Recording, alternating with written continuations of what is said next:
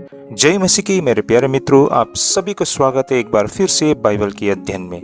आज का विषय काफ़ी रोचक रहेगा भाई और बहनों, आप सभी हमारे साथ बने रहिएगा। और आज का हमारा विषय रहेगा बेईमान भंडारी का दृष्टांत। क्या यीशु बेईमानी सिखा रहे थे? मैं फिर से दोहराना चाहूँगा आज के विषय को, बेईमान भंडारी का दृष्टांत। क्या यीशु मसीह बेईमानी सिखा रहे थे?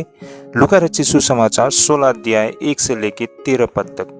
मेरे प्रिय भाई और बहनों, आज हम बाइबल के एक ऐसे दृष्टांत पर अध्ययन करेंगे जिसे समझना कई लोगों के लिए बहुत कठिन हो सकता है। यह है बेईमान भंडारी का दृष्टांत। जब लोग पहली बार इस कहानी को पढ़ते हैं तो वे अक्सर ये प्रश्न करते हैं कि क्या प्रभु यीशु मसीह बेईमानी का प्रशंसा कर रहे थे? जैसे कि इस अध्ययन से हम देख पाते हैं कि इस दृष्टांत में उस बेईमान प्रबंधक की तारीफ की गई है, और साथ ही आज हम देख पाएंगे कि इस दृष्टांत का हमारे जीवन से क्या संबंध है। ये दृष्टांत केवल पैसों की बातें नहीं करती है, यह हमारे जीवन, समय, अवसर, बुद्धि और आत्मिक जिम्मेदारी के विषय में भी बातें करती है। प्रभु यीशु मसीह यहाँ हमें सिखा रहे हैं कि जो चीजें परमेश्वर ने तुम्हें दी है उनका उपयोग केवल इस संसार के लिए नहीं बल्कि अनंत जीवन के लिए किया करो। ये दृष्टांत विशेषकर उन लोगों के लिए बहुत महत्वपूर्ण है जो रुपया पैसा कमाते हैं, नौकरी क्या करते हैं, व्यापार क्या करते हैं, सेवा क्या करते हैं और चर्च में जिम्मेदारी उठाते हैं, क्योंकि एक दिन हम सबको परमेश्वर के सामने हिसाब को देना होता है। तो मेरे प्रिय भाई और बहनों, आज के इस अध्ययन से जिस दृष्टांत को हम समझने जा रहे हैं उससे पहले हमें पिछले अध्ययन को भी देखना होगा, क्योंकि इससे पहले प्रभु यीशु मसीह ने खोए हुए पुत्र का दृष्टांत सुनाया था। उस दृष्टांत में बताया गया था कि छोटा बेटा संसार के लिए खो गया था और बड़ा बेटा धार्मिक घमंड में खो गया था। तो आज भाई और बहनों, हम 16 अध्याय से अध्ययन करने जा रहे हैं। तो इस 16 अध्याय में प्रभु यीशु मसीह अपने चेलों को एक और शिक्षा देते हैं धन और जिम्मेदारी के विषय में। फरीसी लोग धन प्रेमी थे। वे सोचते थे कि धनवान होना मतलब परमेश्वर की आशीष, लेकिन उनका हृदय लालच से भरा था। लेकिन आज के इस अध्ययन से हम ये भी समझ पाते हैं कि प्रभु यीशु मसीह यहाँ पर इस अध्ययन के माध्यम से समझा रहे हैं कि धन दौलत का होना गलत नहीं है, लेकिन धन का गलत उपयोग बेहद खतरनाक होती है। जैसे कि आज के अध्ययन में हम मूल किरदार को देख पाते हैं, और वो कौन है? भंडारी। तो भंडारी कौन था? जैसे कि बाइबल के अध्ययन से हमें पता चलता है कि वह एक धनी व्यक्ति का एक भंडारी था, और भंडारी का काम होता था मालिक की संपत्ति को संभालना, हिसाब रखना, लेन देन को देखना। ध्यान दीजिए, संपत्ति उसकी अपनी नहीं थी, वह केवल प्रबंधक था। मैं फिर से दोहराना चाहूंगा, संपत्ति उसकी अपनी निजी नहीं थी, वह तो केवल एक प्रबंधक था। यानी कि भंडारी जो होते हैं वो मात्र एक प्रबंधक होती है। इसे हम आत्मिक तौर पर इस प्रकार समझ सकते हैं, आज हम भी इसी प्रकार है। इस संसार में जो कुछ हमारे पास है, रुपया पैसा, नौकरी, घर, परिवार, समय, प्रतिभा, स्वास्थ्य, यह वास्तव में हमारा नहीं है, सब परमेश्वर का दिया हुआ है। हम तो केवल भंडारी है। इस तथ्य को हमें समझना होगा। हमें से बहुत लोगों को लगता है कि जो मेरे पास आज नौकरी है, जो मेरा पास धन दौलत है, जो मेरा घर है, जो मेरा परिवार है, जो मेरी प्रतिभा है, जो मेरा स्वास्थ्य है और मेरे पास उपयुक्त समय है, मुझे लगता है कि ये सब मेरा है और मेरा किया धरा है। लेकिन हकीकत में ये सब चीज परमेश्वर का आशीष और परमेश्वर का अनुग्रह है। और भाई और बहनों, इन सब चीज को संभालना, इसे सही चीजों में प्रयोग में लाना, ये हमारा कर्तव्य है, क्योंकि हम भंडारी है। मान लीजिए किसी कंपनी का मालिक आपको करोड़ों का प्रोजेक्ट संभालने को दे, लेकिन आप उस कंपनी के जो रुपया पैसा है उसे आप बर्बाद कर दे, गलत उपयोग करे, चोरी करे, तो एक दिन क्या होता है? आपको हिसाब देना पड़ेगा। वैसे ही परमेश्वर भी आप और हमसे पूछेंगे एक दिन, तुमने समय को कैसा बिताया? तुम्हें जो मैंने धन दौलत दिया था उसका क्या किया? मैंने तुम्हें जो प्रतिभा दी थी उसका किस तरह प्रयोग में लाया? दूसरों की सहायता तुमने की या नहीं? इन सारे प्रश्नों को परमेश्वर हमसे जरूर पूछेंगे, क्योंकि ये सारी चीज परमेश्वर ने हमें उसके स्वर्ग राज्य में हाथ बटाने के लिए हमें आशीष दी थी। ये सारे चीजें परमेश्वर का अनुग्रह और हम सब के लिए परमेश्वर की ओर से दान था, जिसे हमें परमेश्वर का राज्य के लिए प्रयोग में लाना था। तो यही कारण भाई और बहनों, इन सारे चीजों का एक दिन हमें हिसाब किताब देना होगा। तो चलिए भाई और बहनों, अब हम शुरुआत करते हैं पद दर पद। हम शुरुआत करते हैं लूका रचित सुसमाचार 16 अध्याय 1 और 2 पद, यानी कि भंडारी की बेईमानी पकड़ी गई। यहाँ पर वचन में जिस प्रकार लिखा है, फिर उसने चेलों से भी कहा, किसी धनवान का एक भंडारी था और लोगों ने उसके सामने उस पर यह दोष लगाया कि यह तेरी सब संपत्ति उड़ाए देता है। सो उसने उसे बुलाकर कहा, यह क्या है जो मैं तेरे विषय में सुन रहा हूँ? अपने भंडारीपन का लेखा दे, क्योंकि तू आगे को भंडारी नहीं रह सकता। लूका रचित सुसमाचार 1 और 2 पद। यहाँ पर भाई और बहनों, मालिक ने सुना कि उसके भंडारी ने उसकी संपत्ति को उड़ाया है। तब मालिक ने उसे कहा, हिसाब दे, क्योंकि अब तू भंडारी नहीं रह सकता। भाई और बहनों, इस पद में जो हमें ध्यान देने वाली बात ये है कि मालिक उस भंडारी से कहते हैं कि हिसाब दे, क्योंकि अब तू भंडारी नहीं रह सकता। यह बहुत ही गंभीर क्षण था भाई और बहनों। उसकी नौकरी अब जाने वाली थी। भाई और बहनों, इसे हम आज किस प्रकार समझते हैं? एक दिन हम सबको भी हिसाब देना होगा। बाइबल कहती है कि मनुष्य के लिए एक बार मरना और उसके बाद न्याय। बहुत लोगों को लगता है कि कोई नहीं देख रहा है, जैसे चाहो जी लो, लेकिन परमेश्वर वास्तव में सब कुछ देख रहा है। आप परमेश्वर से कुछ भी चीज छिपा नहीं सकते हैं। इस तथ्य को आज हमें स्वीकार करना होगा। जैसे कि इसे हम उदाहरण स्वरूप समझने के लिए प्रयास करते हैं। जैसे कि कई सरकारी कर्मचारी समय पर वे अपने काम पर नहीं पहुंचते हैं, रिश्वत लिया करते हैं, फाइलों को रोका करते हैं। वे सोचते हैं कि कोई नहीं जानता, किसी को पता नहीं, लेकिन परमेश्वर सब कुछ देख रहा है। परमेश्वर से कुछ भी चीज छिपता नहीं है। एक दिन हमें हर वो चीजों का हिसाब देना होगा। आगे हम देखते हैं 16 अध्याय 3 और 4 पद, संकट के समय में भंडारी की सोच को। आइए हम वचन को पढ़ते हैं। जैसे यहाँ लिखा है, तब भंडारी सोचने लगा कि अब मैं क्या करूं, क्योंकि मेरा स्वामी अब भंडारी का काम मुझसे छीन ले रहा है। मिट्टी तो मुझसे खोदी नहीं जाती और भीख मांगने से मुझे लज्जा आती है। मैं समझ गया कि मैं क्या करूंगा, ताकि जब मैं भंडारी के काम से छुड़ाया जाऊं तो लोग मुझे अपने घरों में ले ले। लूका 3 और 4 पद। मेरे प्रिय भाई और बहनों, यहाँ पर अब भंडारी सोचने लगा कि मैं क्या करूं, क्योंकि उसे अब उस नौकरी को छोड़ना होगा।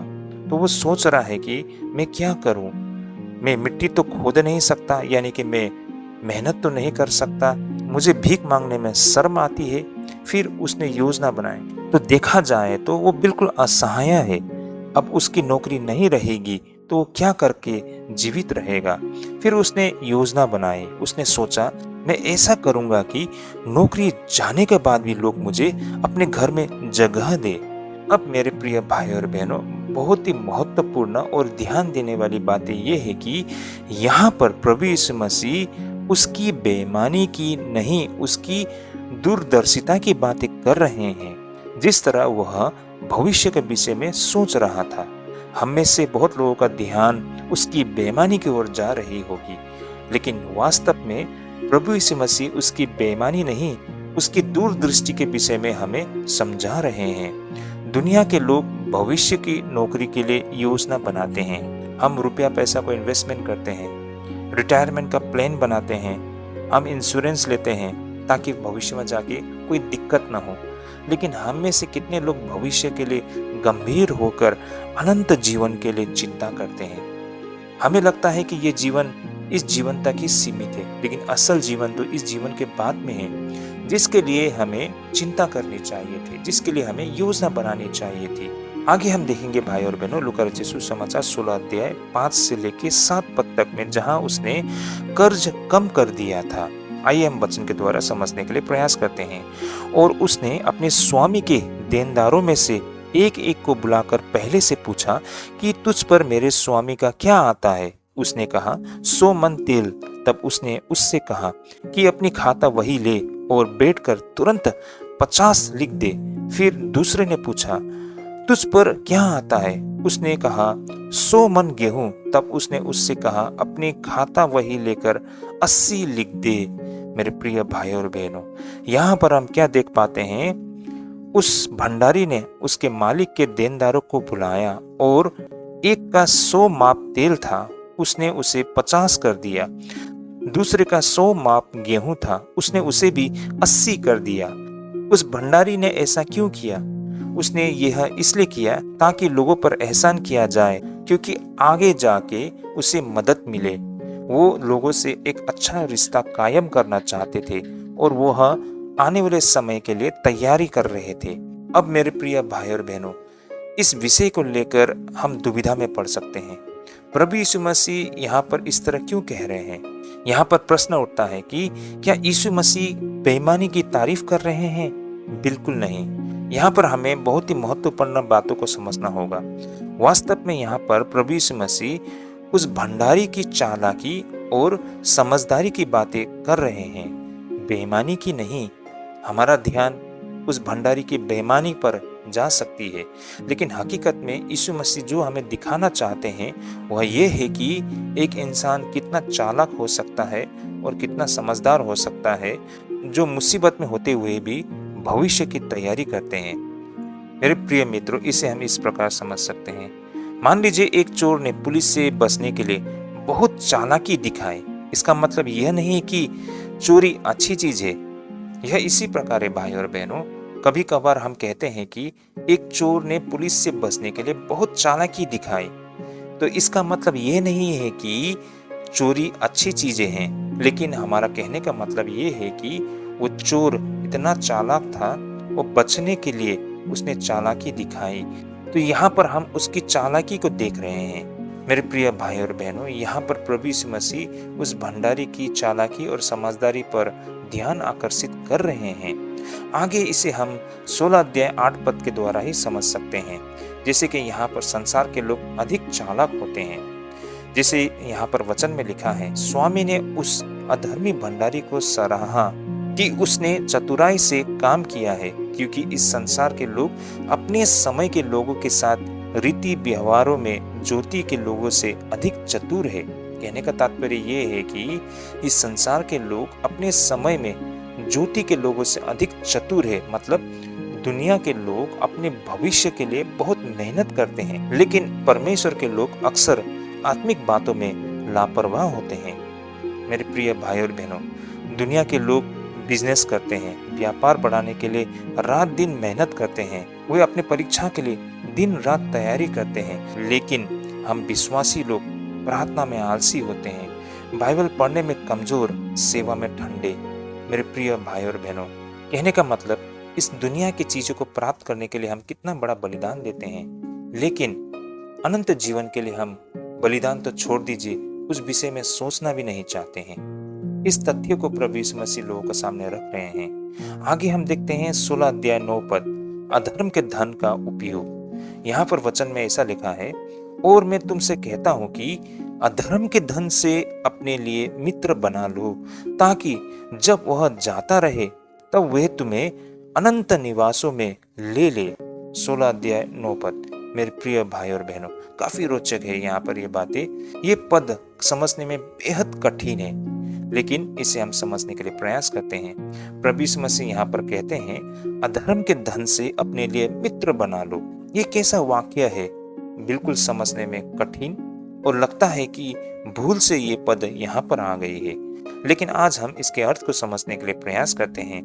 मेरे प्रिय मित्रों, हमें से बहुत लोगों को लगता है कि प्रभु यीशु मसीह ने ऐसा क्यों कहा कि धर्म के धन से अपने लिए मित्र बना लो। ये वाक्य सही नहीं लगती है। हमें लगती है कि भूल से ये वाक्य यहाँ पर आ गई है, लेकिन भाई और बहनों, इसके अर्थ को अगर हम समझेंगे तो हमें लगेगा कि ये बातें सही है। तो इसका अर्थ क्या है? मेरे प्रिय मित्रों, इस संसार का धन अस्थायी और भ्रष्ट संसार का हिस्सा है। प्रभु यीशु मसीह यहाँ पर कह रहे हैं कि इस अस्थायी धन का उपयोग ऐसे कामों के लिए करो जिनका अनंतकालीन मूल्य हो। कैसे? गरीबों की सहायता करके, सेवकाएं को समर्थन देके, सुसमाचार फैलाने में मदद करके, जरूरतमंदों की मदद करके, मिशन के कार्य में प्रयोग करके, जब हम धन को परमेश्वर के राज्य के लिए उपयोग करते हैं तब उसका अनंत प्रभाव होता है। तो भाई और बहनों, देखा जाए तो इसे अधर्म का धन कहा गया है। धन संपत्ति भाई और बहनों हमें बुरी चीजों के लिए आकर्षित करते हैं। भले ही आपने वो धन संपत्ति ईमानदारी से कमाया हो, लेकिन फिर भी अधिक धन होना हमें बुरे चीजों के लिए आकर्षित करते हैं, इसलिए इसे अधर्म का धन कहा गया है। इस धन को हम परमेश्वर के राज्य के लिए प्रयोग करके हम इसके विपरीत दिशा में जा सकते हैं। यही यीशु मसीह का कहने का मतलब है। इसे हम उदाहरण स्वरूप इस प्रकार समझ सकते हैं। दो व्यक्ति है, उसमें से एक व्यक्ति करोड़ों कमाता है, लेकिन केवल वो बड़ा घर बनाने में, महंगी गाड़ी खरीदने में, दिखावा पर खर्च करते हैं, कपड़े खरीदते हैं, घूमने को जाते हैं, अच्छे रेस्टोरेंट में जाकर खाते हैं। कहने का मतलब वो करोड़ों कमाता है और अपने पर ही खर्च किया करता है। दूसरी ओर भाई और बहनों, एक बंदा है जो बहुत सारा रुपया पैसा कमाता है, लेकिन वह गरीब बच्चों की पढ़ाई में सहयोग करता है, मिशनरियों को सहायता देता है, चर्च की सेवा में अपना धन का प्रयोग करता है, जरूरतमंदों की मदद करता है। इस तरह भाई और बहनों, यहाँ पर दो प्रकार के लोग हैं और आप ही बताइए यहाँ पर कौन अनंत निवेश कर रहा है। दोनों को पास धन है, एक ने अपने ऊपर मात्र खर्च किया है, दूसरों ने अपने धन को परमेश्वर के राज्य के लिए प्रयोग में लाया है। तो कौन बेहतर होगा, आप ही निर्णय कीजिए। आगे हम देखते हैं छोटी बातों में विश्वास योग्यता। 16 अध्याय 10, 11, 12 पद वचन को पढ़ते हैं। यहाँ पर वचन इस प्रकार लिखा है, जो थोड़े से थोड़े में सच्चा है वो बहुत में भी सच्चा है, और जो थोड़े से थोड़े में अधर्मी है वह बहुत में भी अधर्मी है। इसलिए जब तुम अधर्म के धन में भी सच्चे न ठहरे तो सच्चा तुम्हें कौन सौंपेगा, और यदि तुम पराये धन में सच्चे न ठहरे तो जो तुम्हारा है उसे तुम्हें कौन देगा। मेरे प्रिय मित्रों, ये वचन बहुत ही सामर्थी है। यहाँ पर प्रभु यीशु मसीह कहते हैं, जो थोड़े में विश्वास योग्य है वह बहुत में भी होगा। परमेश्वर पहले छोटी बातों में हमें परखते हैं। उदाहरण स्वरूप हम इसे इस प्रकार समझ सकते हैं, यदि कोई व्यक्ति छोटी जिम्मेदारी ईमानदारी से नहीं निभाता, समय का सम्मान नहीं किया करता, थोड़े पैसे में भी बेईमानी किया करता है, तो बड़ी जिम्मेदारी में भी असफल होगा। तो ऐसा व्यक्ति बड़ी जिम्मेदारी देने पर भी असफल रहेगा। कई लोग कहते हैं कि अगर मुझे बड़ा जिम्मेदारी मिले तो मैं महान काम करूंगा, लेकिन मेरे प्रिय मित्रों, छोटी सेवा नहीं करते, समय पर नहीं आते, जिम्मेदारी नहीं निभाते, ऐसे लोग भाई और बहनों कैसे वो बड़े बड़े जिम्मेदारी को निभा पाएंगे। वो छोटे चीज में ईमानदार नहीं रह सकते हैं, बड़ी चीजों में वो कैसे ईमानदार रह पाएगा। परमेश्वर किसी भी जन को एक बहुत ही बड़ी जिम्मेदारी यूं ही एक ही बार में नहीं देते हैं। परमेश्वर हमें छोटा जिम्मेदारी देते हैं और परखते हैं कि हम उस योग्य है कि नहीं है, हमने न्याय किया है कि नहीं किया है। हर चीजों को प्रभु परखते हैं। उसके बाद समय के साथ उसे उससे बड़ा जिम्मेदारी दिया जाता है और आगे और भी बड़ी बड़ी जिम्मेदारी उसे प्राप्त होती है, और एक समय में वो ऐसा व्यक्ति बनता है कि परमेश्वर के घर में बहुत बहुत बड़ी जिम्मेदारी निभाने वाले जन बन बैठते हैं। मेरे प्रिय मित्रों, आज जो कोई भी परमेश्वर के घर में बड़े से बड़ी जिम्मेदारी निभा रहे हैं, उन्हें एक समय में छोटी छोटी जिम्मेदारी दी गई थी जिसे उसने पूरी निष्ठा के साथ पालन किया था। यही कारण आज वह इस योग्य हो पाया है कि परमेश्वर के बड़े से बड़े जिम्मेदारी को भी निभा पाए। परमेश्वर पहले छोटी बातों में परीक्षा लेते हैं, इस तथ्य को हमें समझना होगा। आगे हम देखते हैं 13 पद में धन और हृदय का संबंध। वचन को पढ़ते हैं, कोई दास दो स्वामी की सेवा नहीं कर सकता, क्योंकि वह तो एक से बैर और दूसरे से प्रेम रखेगा, या एक से मिले रहेगा और दूसरे को तुच्छ जानेगा। तुम परमेश्वर और धन दोनों की सेवा नहीं कर सकते। लूका 16 अध्याय 13 पद। ये सबसे महत्वपूर्ण पद है। तुम परमेश्वर और धन दोनों की सेवा नहीं कर सकते।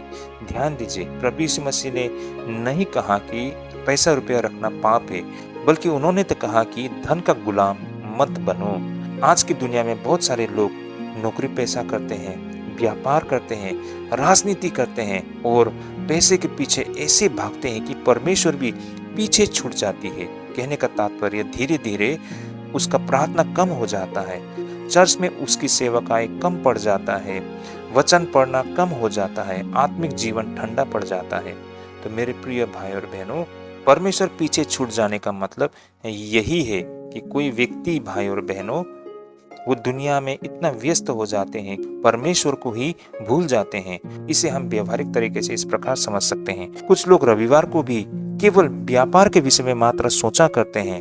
कुछ लोग तो मोबाइल में इतना व्यस्त होते हैं कि वो दुनिया को ही भूल जाते हैं। कुछ लोग रुपया पैसा कमाने में इतना व्यस्त रह जाते हैं, और इस तरह बहुत सारे लोगों के लिए जीवन का मायने ही यही बन जाता है।